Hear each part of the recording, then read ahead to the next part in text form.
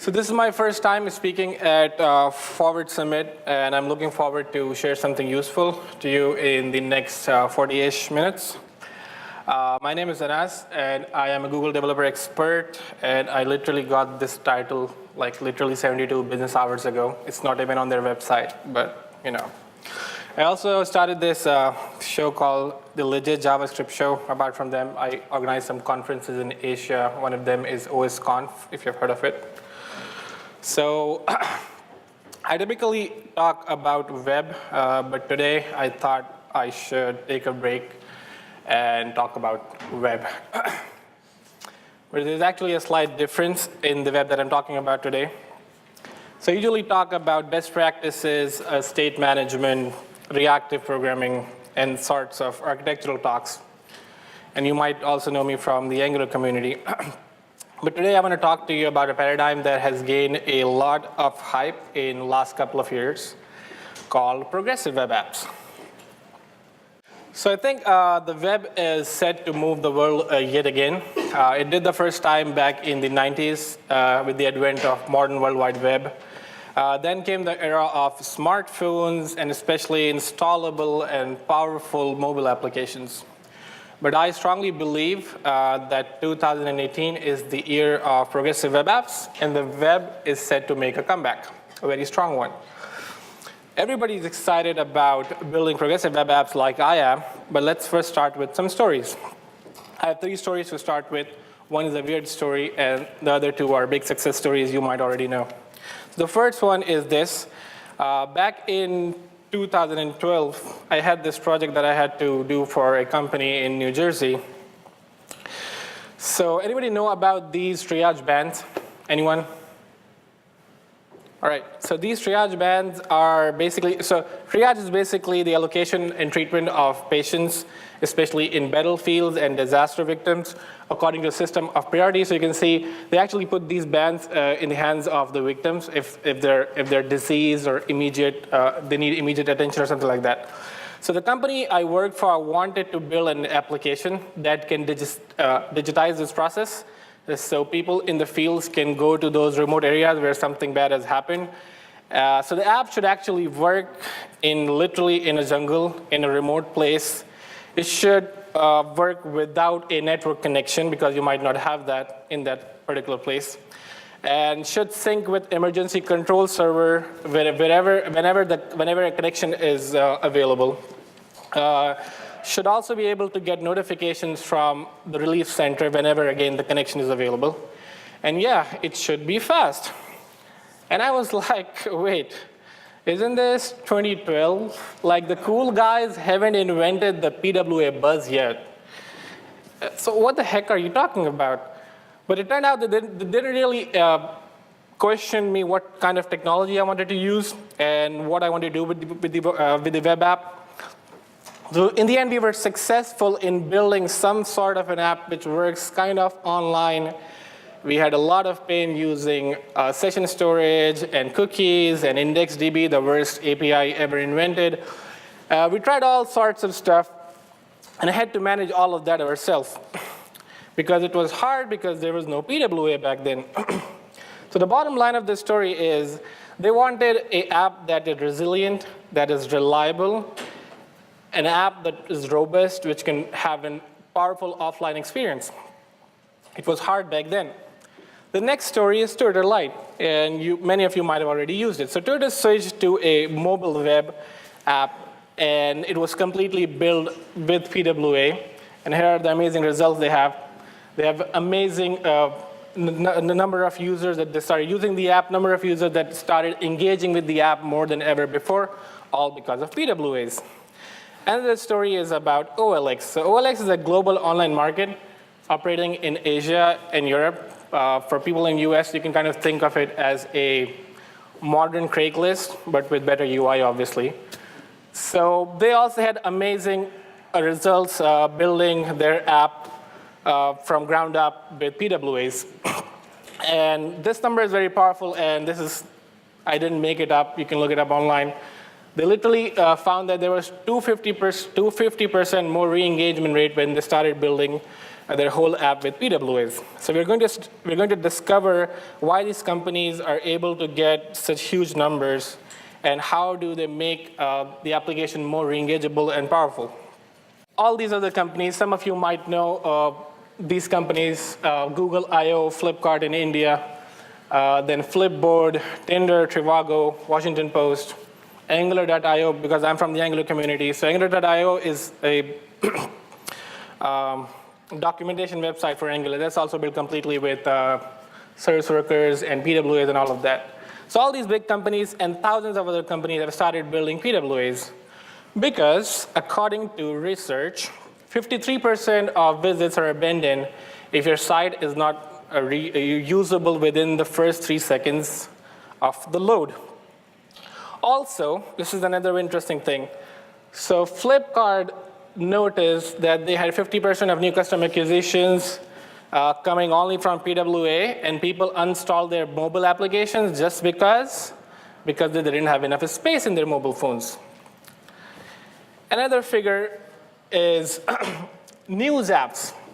So through PWAs, you will learn in a bit that through PWAs, you can send out push notifications to the user. And most of the news application has 69% re-engagement growth during the first 24 hours of the news.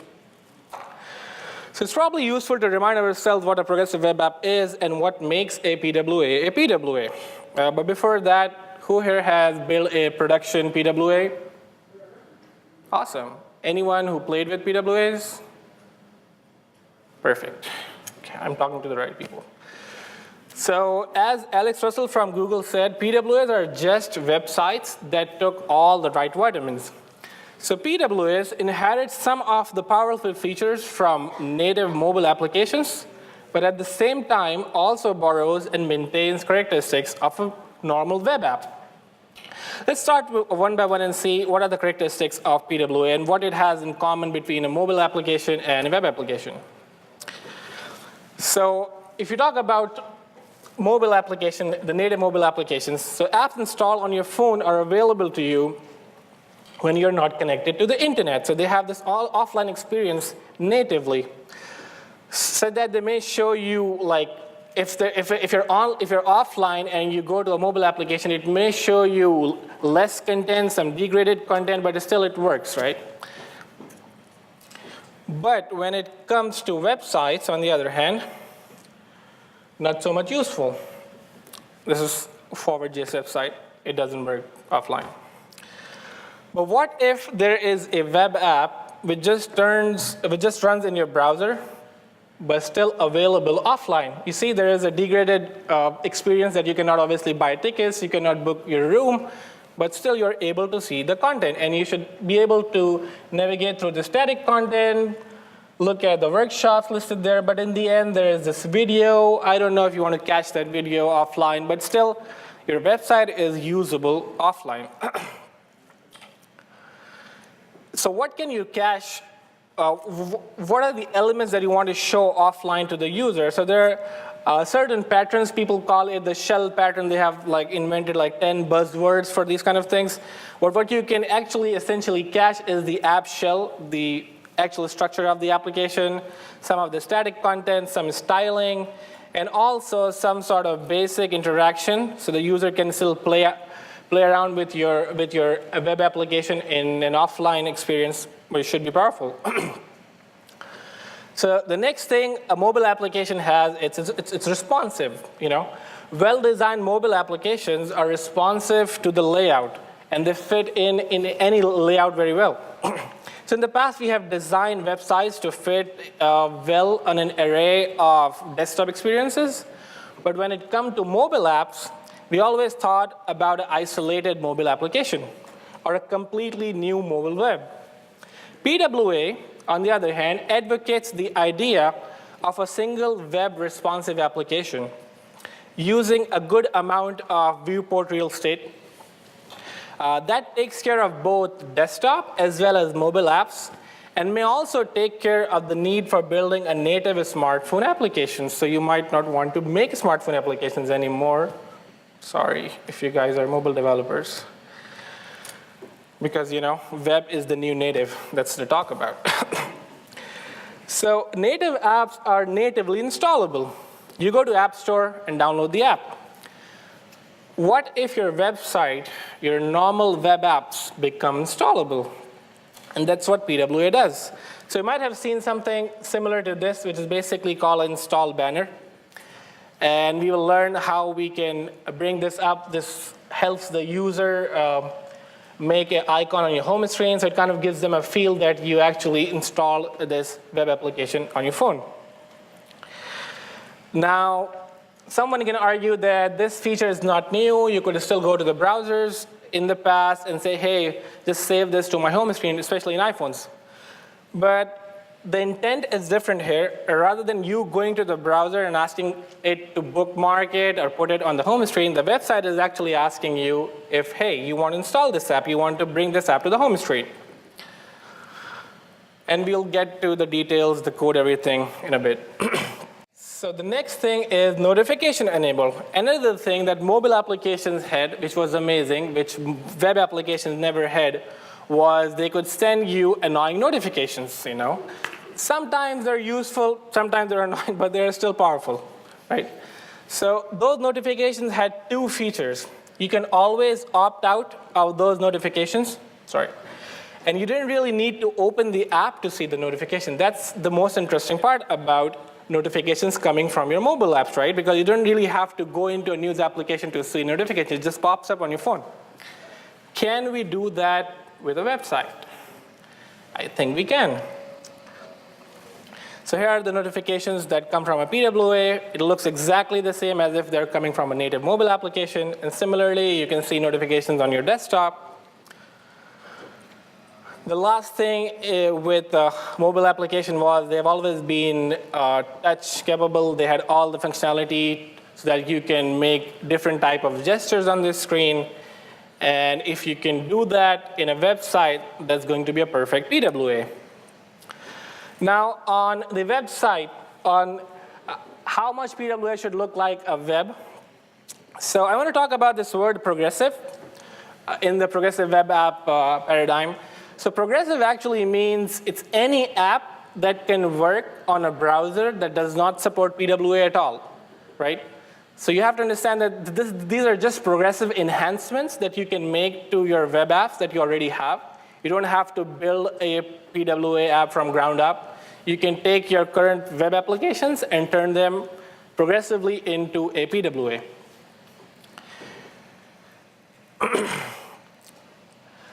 Last but not least, web applications have this amazing thing, the URL bar. You never thought about it. That is so amazing. Because in order to share a native application, you would actually give a link to an app store, and the person goes to the app store and then hits the install button or the get button or whatever. But if it's just a web application, all what you have to share is the link, which you always had. So these are some of the characteristics which are common within PWA, which are common to web and mobile applications.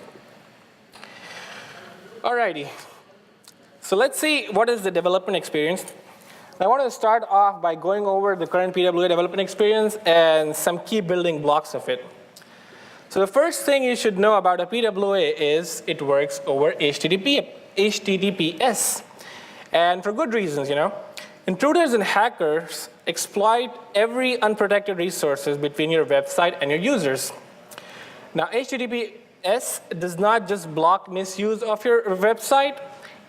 It's also a requirement for many cutting-edge features. So even in PWAs, if you run your website on HTTP only, it won't work. And you will actually get to know when we get to service workers why it's actually a thing.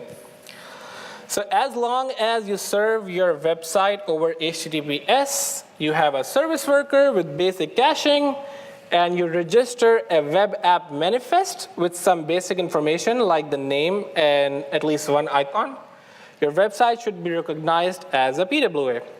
And features such as push notifications are often discussed in relation with PWA, but technically they are totally optional. They don't have to be there when you start converting your app into a PWA.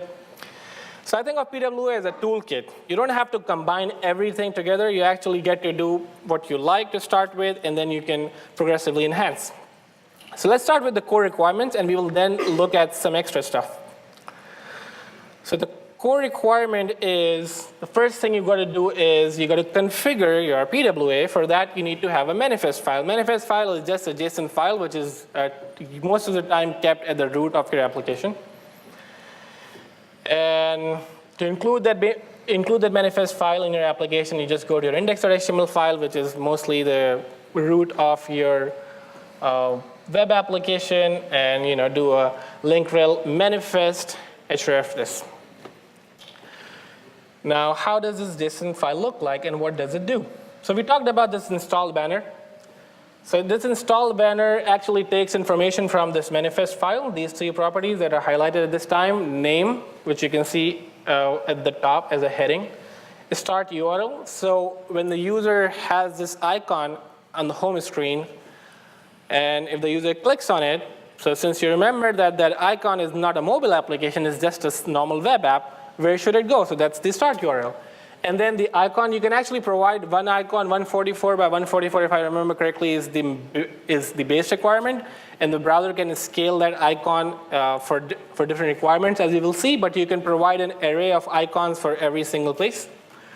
So these three steps help you do that. And it's actually the browser. Another interesting part is the browser actually get to decide when they want to show this home screen. And the browser kind of detects if the user is really interested in this app.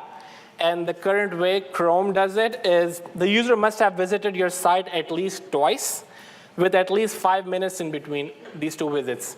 So if the user is showing an intent that he's interested in that website and coming back to the website after 5 minutes, Chrome, if you have the manifest file in your application, Chrome would show this up.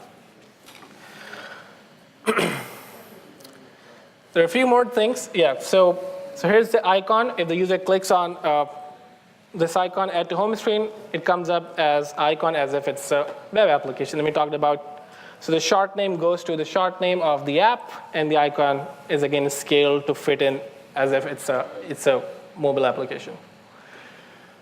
Amazing part about this one simple manifest file is when the user clicks on this thing for the first time, in effect for every time, we want to give a feel that, again, it's a mobile application, and most of the mobile applications have a splash screen. And you have to do literally zero code to bring this splash screen up, because again, the browser will use your manifest file. It will use the name and put it as the name, scale the icon again to fit in there. If you're able to see the color, the dark teal color at the top, that's coming from theme color. The background white is coming from the background color. So all of that is done to give you experience as if you build a mobile application. If there are mobile application developers here, they must be hating it, but sorry, it's coming. Okay, so you also don't even have to literally build this manifest file yourself. There are good manifest file generators. You can go in there, put up your name, upload an icon, and it will scale and give you 100 different icons or different sizes that you can put. So you can use that. The next thing is the big part.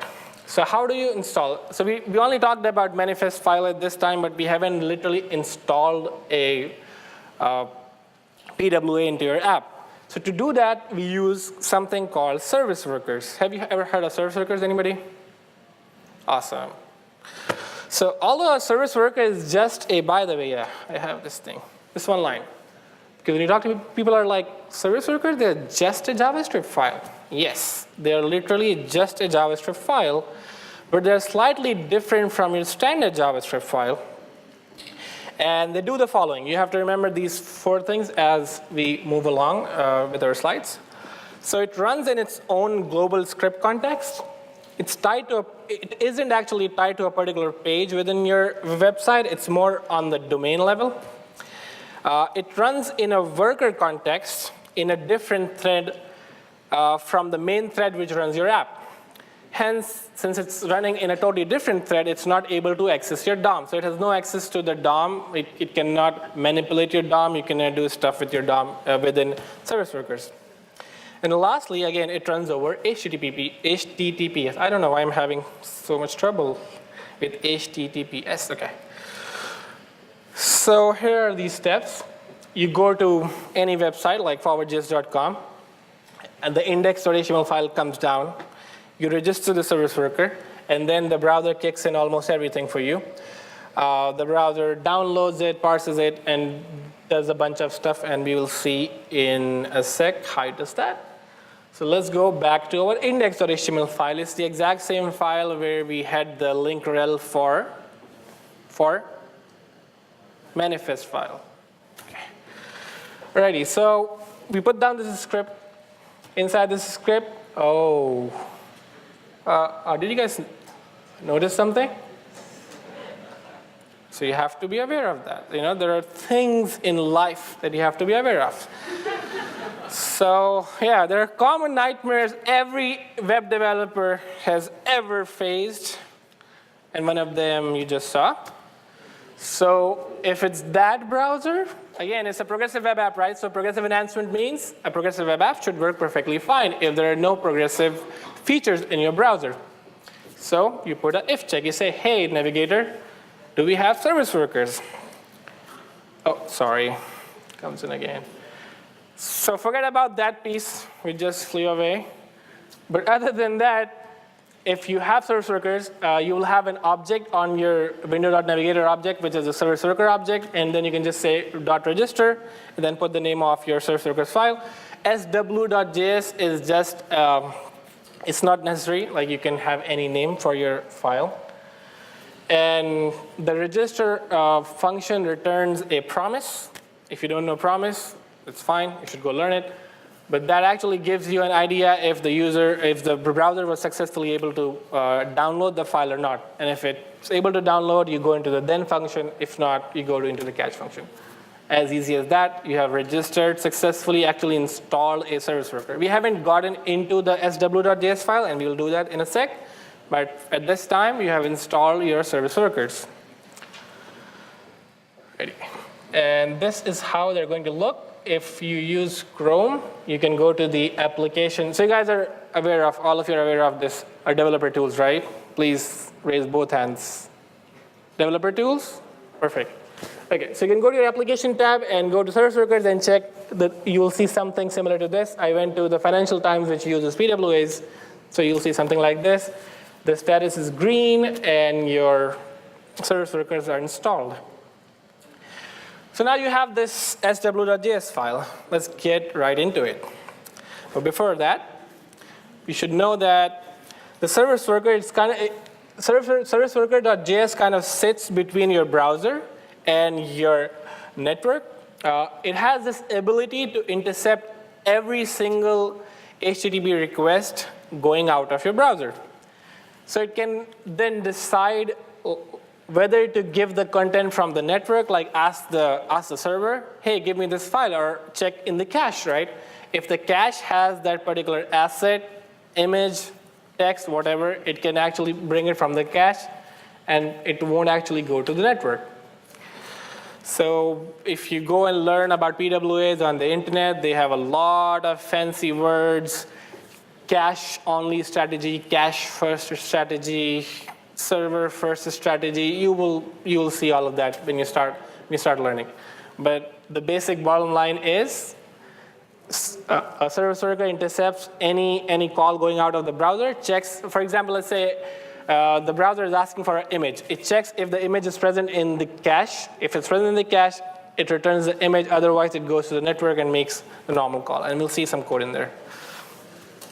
So to start simply, put a console in your service worker file to make sure that everything is working fine. And then you have a lot of events that you can listen to within your service workers. So the first event a service worker gets is an install event. It's triggered as soon as the service worker executes, and it's only called once per service worker. If you alter your service worker script, the browser considers it a different script, and it runs this install function once again. This is one amazing thing that progressive web apps can do. If you go to angular.io, anybody build Angular, anything with Angular? A few people, okay, cool. So if you go to angular.io, the documentation website for Angular, that website is amazing because it works on PWAs, has service workers, and it has happened to me a couple of times, might happen to you guys as well, that once they update the website from there, it kind of pops up that, hey, this website or this page that you're reading has been updated. So you can click and refresh. What's happening behind the scenes is a new service worker arrives. A new service worker means a new sw.js files arrives in the browser. And the browser kind of gives you a choice if you want to install a new service worker and have new capabilities on your page. And we'll see some code in there. You'll get more idea about it.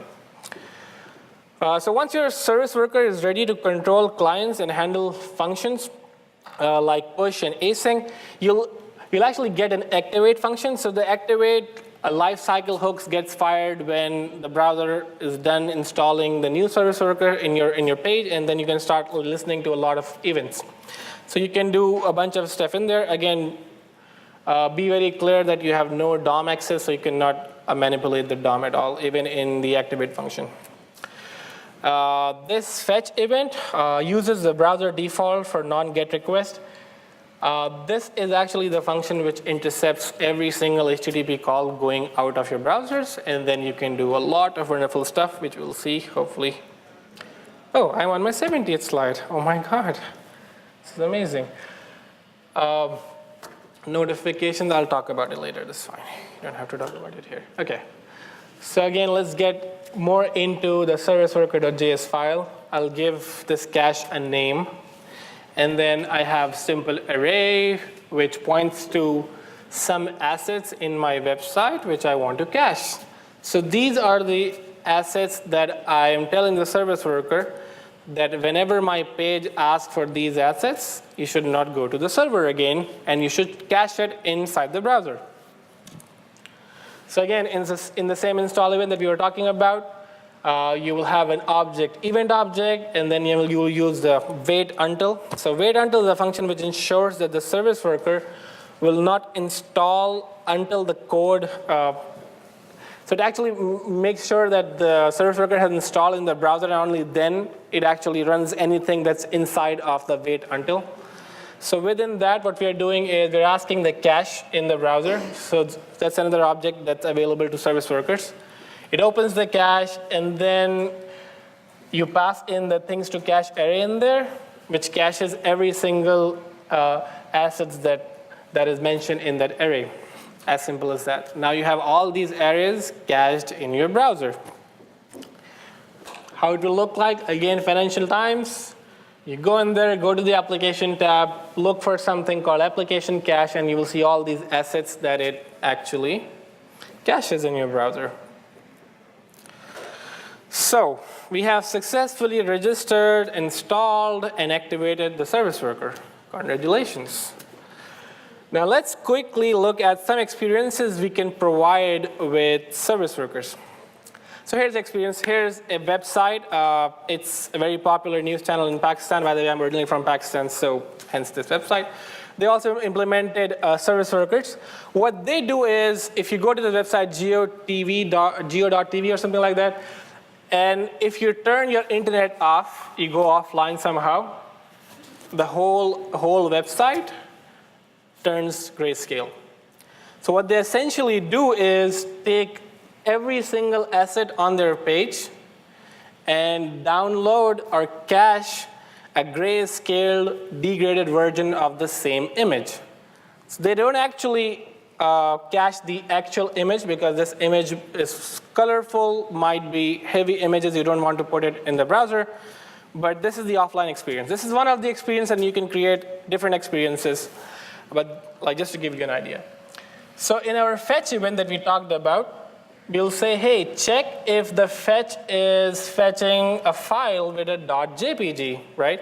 That means I'm checking if my page is asking for an image file. You can have all sorts of extensions in there.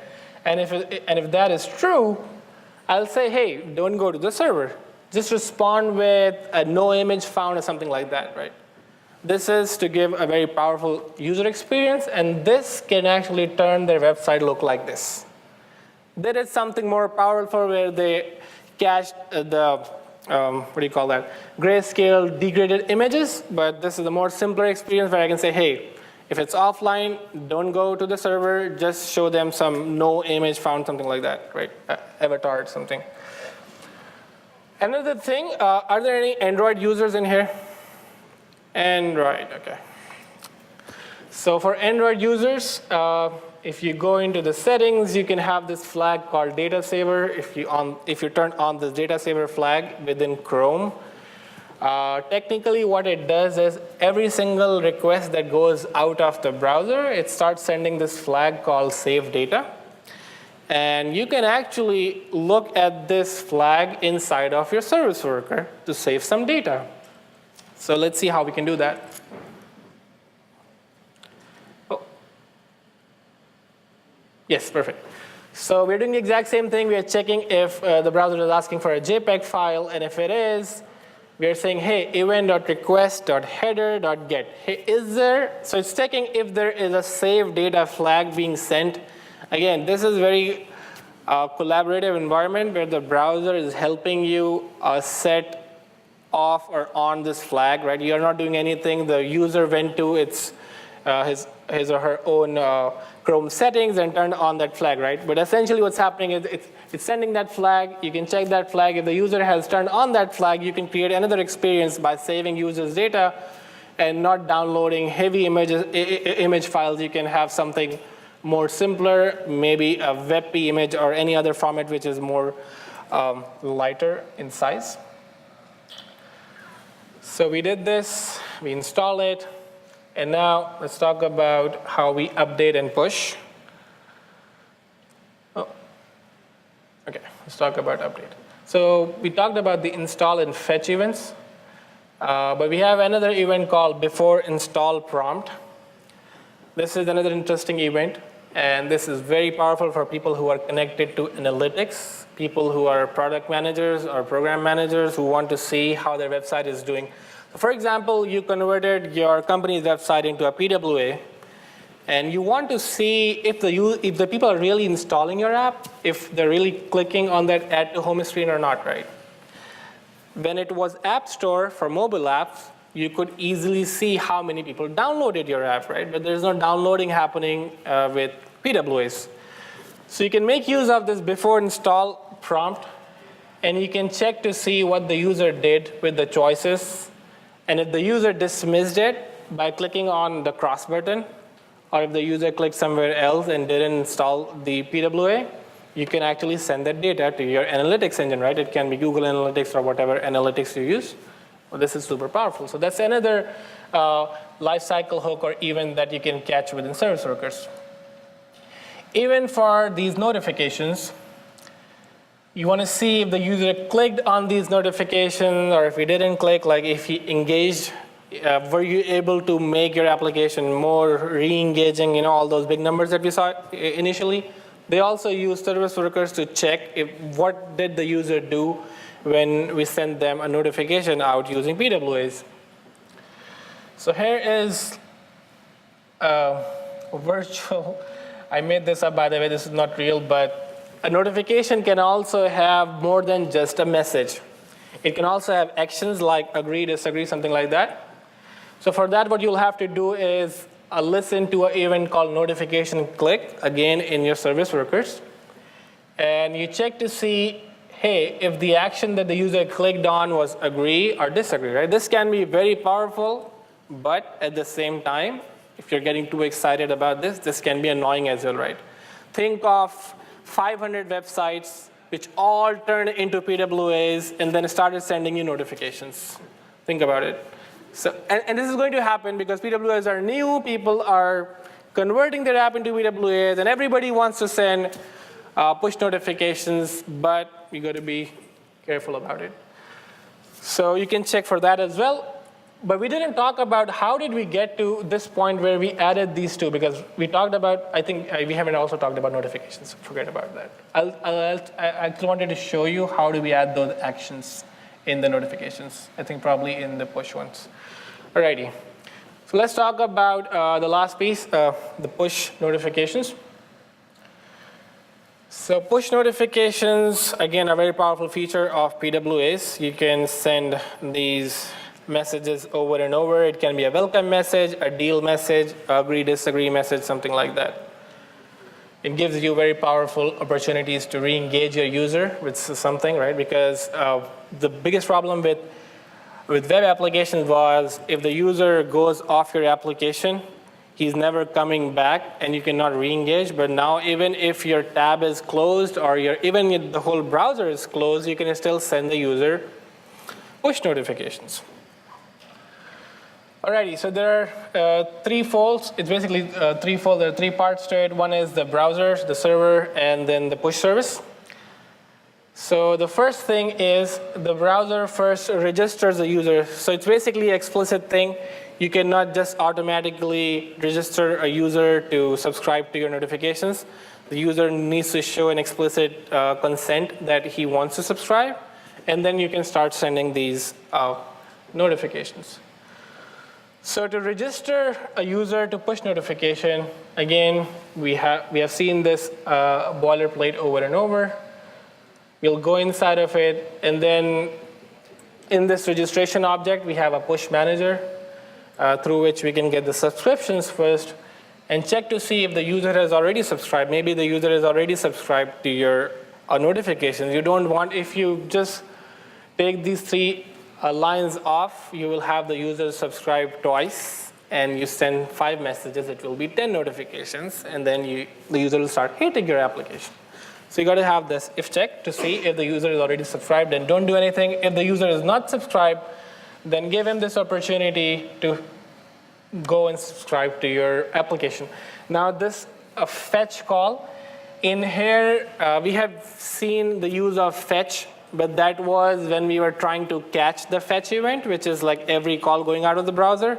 This is not that fetch. In this fetch, I'm simply making a call to a register endpoint on my server through which I can register the user. I'll have to skip some of the details of how do we create this auth secrets and endpoint because of time, but you'll see. Yeah, so this is where you handle the push notifications. The previous code that we saw, this one, is where we were registering the user and asking the server, hey, can you register me to your notifications? I'm skipping the server part in between at this time of what we want to do on the server. But this is, again, the browser part, the client end, where the notifications have started coming in. So you have to listen to the push event, and then you show it through the self.registration.show notification. It's not like a very big deal. It's very straightforward, simple code. You remember the agree or disagree action buttons on the notifications? So yes, you can also add actions to your notifications, and this is how you do it. It's as simple as that. It's action, you can give it whatever name. Title is something that shows up. You can also add icon to it, so I added the thumbs up and thumbs down icon, if you remember. If you remember this thing. So this comes because I have something like this in my when I'm handling the push notifications. Alrighty, so on the server, again, I will go very fast on this. On the server, you use something called Vapid. By the way, this is a Node.js. You don't have to use Node.js to do web push notifications. If you have a Java backend or any other sort of backend, you can use that to do push notifications to the user. PWA uses something called Vapid protocol, and I don't want to get into that at this time. Vapid protocol internally, so Vapid is basically, I would have to read that, voluntary application server identification. So that's a protocol that PWA uses to send a notification, and internally a Vapid protocol uses something called GWT, which you guys might be familiar with. GWT is JSON Web Tokens, which are used for security purposes. So this is where you handle the register call that was being sent from the browser. You check to see which endpoint the user wants to register to, because you can have different types of notifications. and then you want to save user details into your database so that you can send those notifications at a later time. And then eventually, you send these notifications off, you set some sort of message, and then again, you see this on the browser. So it's basically three folds, two things that you have to do on the browser. One is first you register to the push notification. The second thing was handling the push notification. On server side, it's just one thing you have to register and then send those notifications in. There's some links in there. Toolbox, there's some tools I won't go into detail at all. There's a tool called Workbox, PWA Builder. These two tools help you set up your PWAs, and you don't have to write a lot of boilerplate in your application. Lighthouse is an amazing Chrome extension which can help you debug your PWA applications.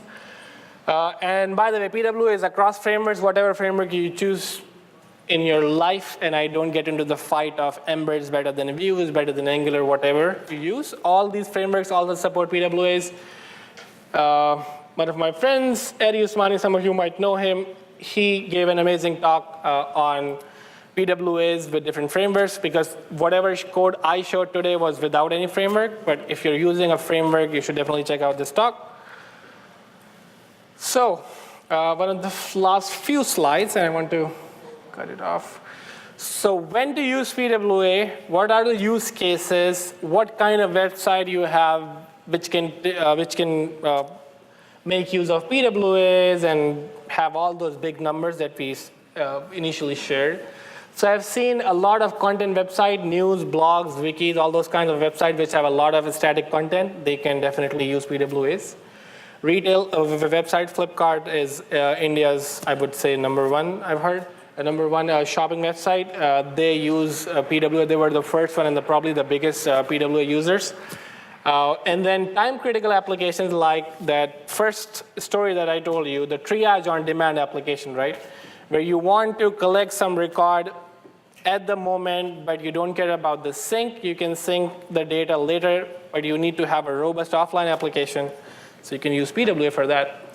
Then enterprise applications, ad platform, utility applications, and then games have also started using PWAs. So that's the bottom line. You want resilient applications. When launched from the home screen, Service Worker enable a progressive web app to load instantly regardless of the network state, right? You don't care if you're connected to the network or you're offline, it just works. Second, it's fast. Again, the 53% of the users leave your page if it's not interactive within first 3 seconds, right? So it has to be fast. And last but not the least, progressive web apps are installable, and you can send push notifications, so they're super engaging, and in fact, re-engaging even when the user is not on your web application and has also closed the browser, you can still send him notifications. Please don't annoy the users. I'll keep saying that.